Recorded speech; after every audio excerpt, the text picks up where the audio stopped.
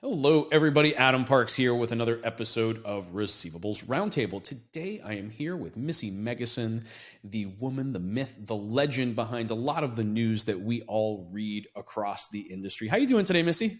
I am doing wonderful. It was a beautiful day in Atlanta. Oh, I'm a little jealous. It's raining here in South Florida. But, I've had the opportunity to work with you for a number of years in a variety of different positions. And, we've been able to build our friendship.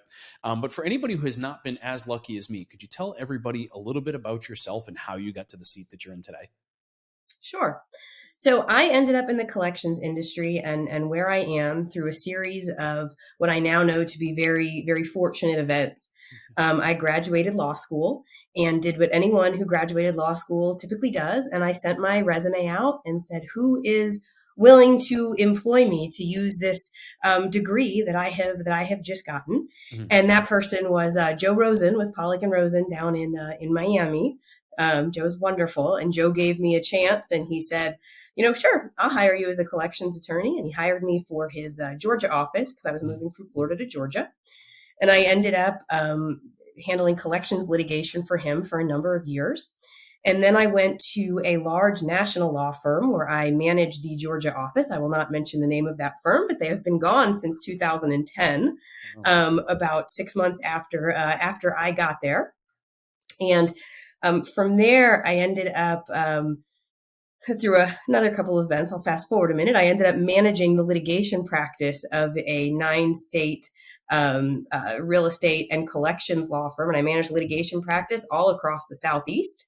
And then I made a flip to in-house counsel where I worked for a mortgage company.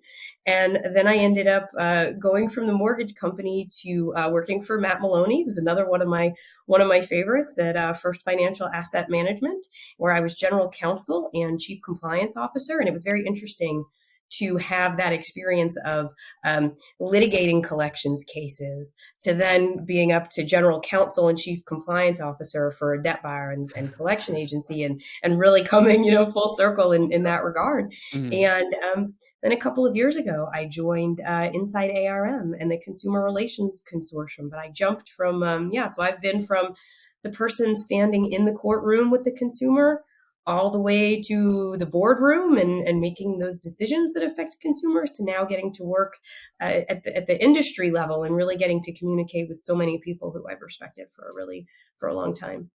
Well, it puts you in a really interesting perspective, right? And I think personally that storyline is incredible. And then you and I got to know each other through the compliance kind of management piece when I was at CompliARM and you were with First Financial Asset Management, and it brought together a lot of opportunities. But what I'm mostly interested in today is talking a little bit about InsideARM and what you guys are doing over at CRC.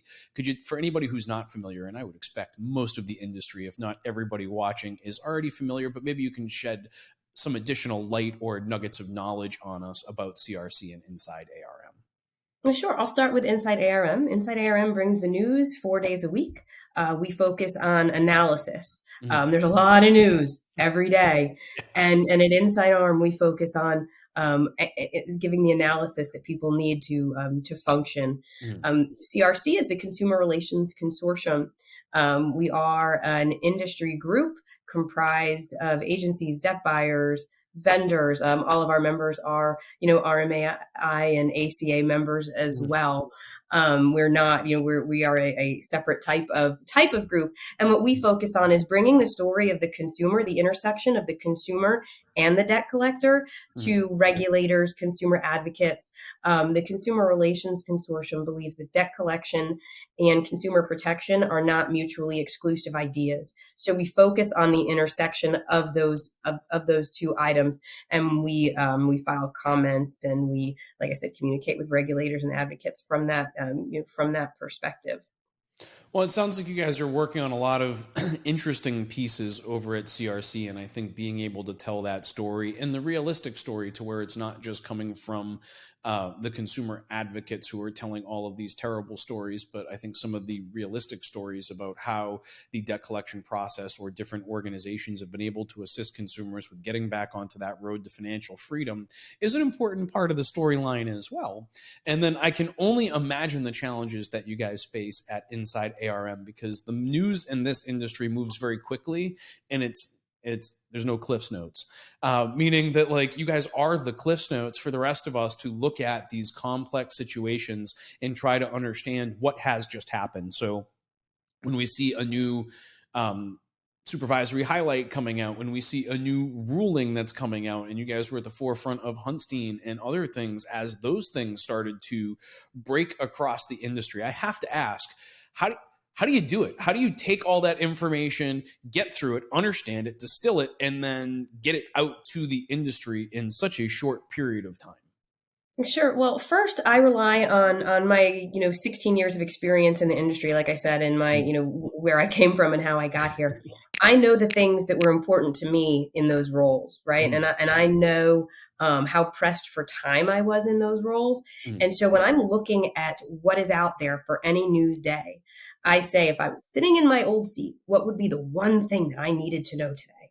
What would be the one thing that I needed to, start my day off with to say, I've got to know about this piece.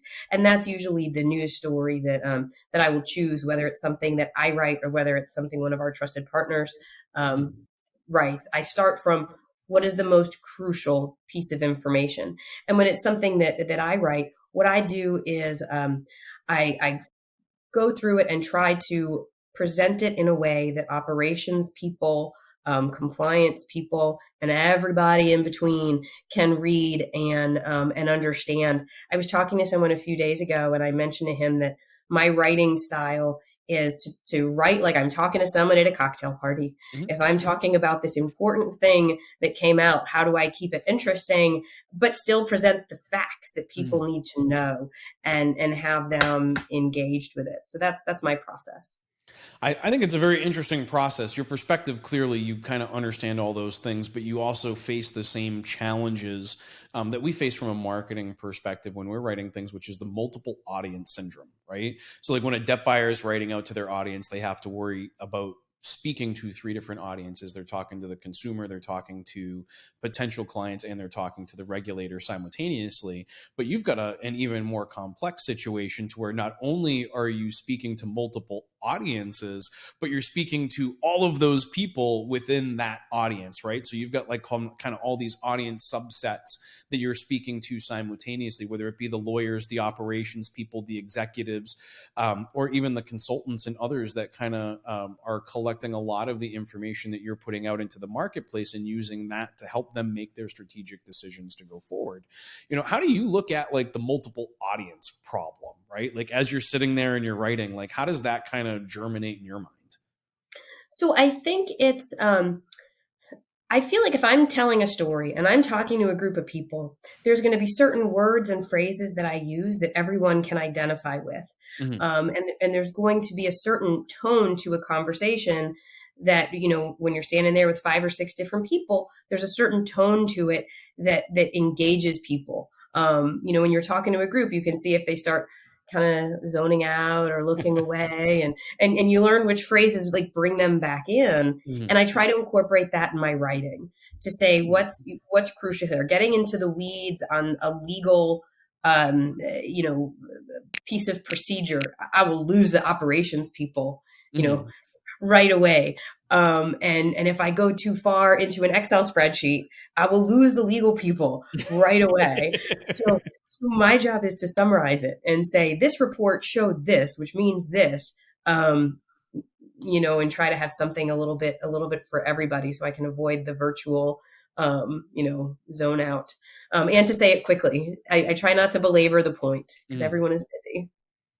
Well, that is definitely I mean, everything that you're saying is very true. I find it interesting that you found that neutrality to the tone, and the way that you look at it is actually quite insightful, because looking at it like you're standing at a conference around one of the cocktail, tables at an opening reception, and being able to engage with all of these audiences simultaneously through that same story, I think is incredible. But also being able to communicate the facts of the situation as well, and to provide some insight into kind of what's going to happen. So it sounds like you're kind of leveraging some of your, real world experience living in these roles to say, well, based on this, here's like the three things that might happen next, or that we should be considering, which is one of my favorite things to get from the articles that I see from you, on Inside ARM, because it gives me a little bit more perspective on not only what just happened, because I like to read the reports as well, but your interpretations of those things I find to be very valuable for me, and something that I use in decision making, or at least in the discussionary process of making those decisions when I'm wearing my debt buyer hat, or I'm wearing my, my agency hat or consultant hat, which I think gives some really interesting perspective. Have you kind of found that voice over, how long have you been writing with Inside ARM now? It's been a little over 2 years. Have you found kind of like an evolution to that, like to your writing, and kind of like honing in that skill set as you've reported on more news, and again, in very short periods of time, which is very impressive? Yeah, I think over the last couple of years, well, let me back up. My previous experiences, having, like I said, run a 9-state litigation, debt collection litigation practice, and having been GC and CCO, I did have to learn how to communicate very efficiently Mhm. and get what I was trying to say out within the first couple lines. Like, if you get to your point at the end of the email, no one's Mhm. reading that. So I learned many years ago to make people keep reading, like put it in the beginning, people keep reading.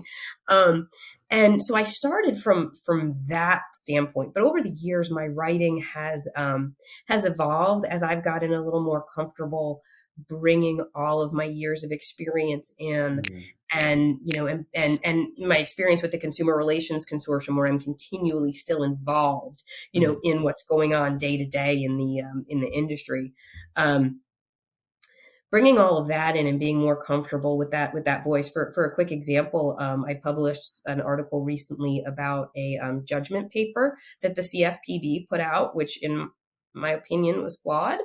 And in my inside arm perspective, I was able to write about where I think that's going and give Mhm. some insight to the industry as to, in my most humble opinion, how they might want to handle it. And people can, agree or disagree with me, but I know that I relied on my experience in making those statements.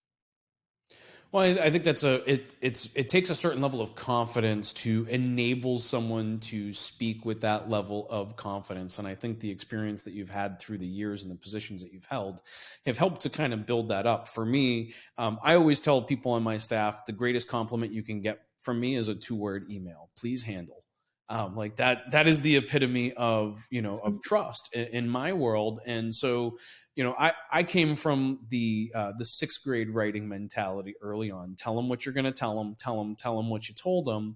But I don't think that our world has the patience for that anymore. And so getting straight to the point has really been a big change for me in terms of kind of like my writing style through the years. But I'm also not under a time pressure the way that you're under a time pressure to turn around these thoughts, because there's a lot of material coming through.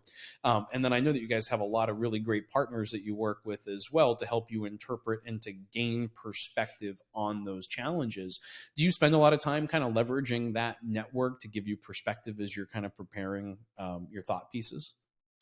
It really depends on what the topic is. Generally, if it's a thought piece for me, I tend to just kind of go at that solo, because I do have all that experience. But I do spend a lot of times, when I'm pulling pieces that I haven't written. I do spend time with our partners to see um, who has the right message, on it. And maybe right message isn't the right word, but who has the one that the inside arm audience is going to appreciate the most. Sure. Um, Well, it's just evaluating different perspectives, bringing them in, and then finding what you think is the right fit for the audience that you're speaking to, which, obviously is we're a very tight knit and small community that we're kind of, living and speaking with. We really, you see the same people at conferences all the time. And I feel like kind of that cycle is, it's a lot of the same people, but I think everybody goes to those same places for their news and to try to understand the world around them because things are happening so quickly. I mean, hell, I think I've gotten 100 emails since we've been, chatting yeah. today. But like when you're going through that, like being able to interpret that news very quickly and succinctly is incredibly important. And I think it also helps to drive the thought processes for an entire industry and being able to leverage your knowledge to ultimately assist others with predicting what's to come, right? Because we're not only reporting on the facts, but you're looking at how to predict some of these things that might be happening based on your wealth of knowledge and experience. Holding those various roles, which I think is very interesting. And it sounds like even those times where you weren't directly in the industry, you were industry adjacent, right? Like working on the mortgage side, like you never really left the industry. Your whole storyline kind of follows that path of being in financial services on the consumer side and just getting a lot of different perspectives, which is probably why your writing is so good and so valuable to the industry. Well, thank you. But yeah, I was industry adjacent. I actually was hired by that mortgage company because I had litigated FDCPA matters, and they needed someone who understood the FDCPA and who could Mhm. look at default matters and provide them, some guidance in those default matters. So it was, yeah, that was the furthest I ever strayed away. And I didn't go very far. I maybe went to the shallow end of the pool, but I never left the pool.